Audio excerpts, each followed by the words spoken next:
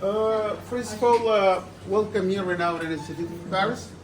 So this is a papyrus plant from which the ancient Egyptian made the papyrus papers.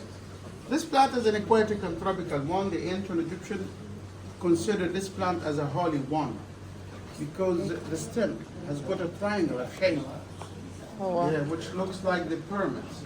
And the pyramids are symbols of eternity and everlasting life. Also, this plant grows until 3 meters tall, and the flower looks like the golden ray. That's a symbol of Amon-Ra, the god of the sun at that time, when it's big flower. And how to make papyrus papers.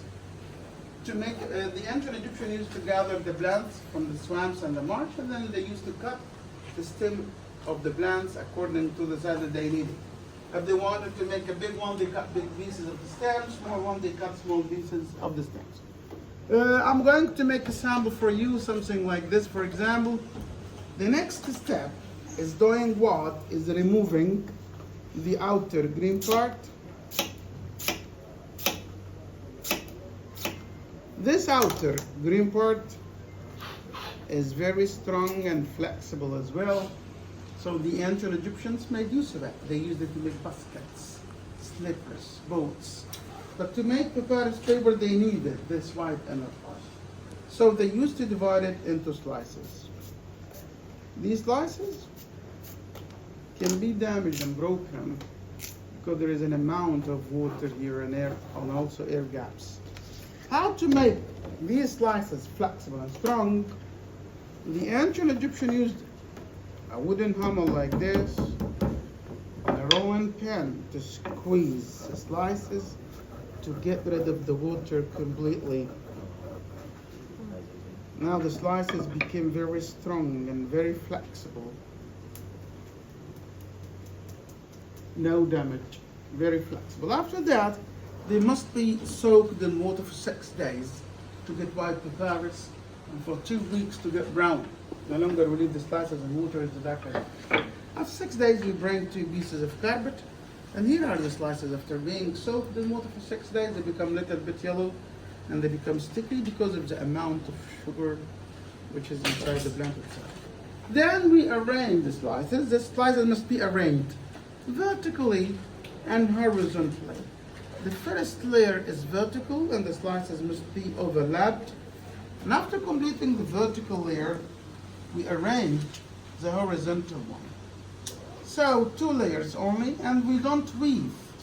Slices are not woven at all, because if we weave them, the paper will be bumpy. We need it flat. Just like this.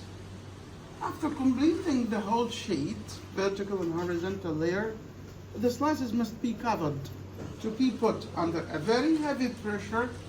Nowadays we use a hand press like this, but for the ancient Egyptians they used stones and massive rocks to press slices together.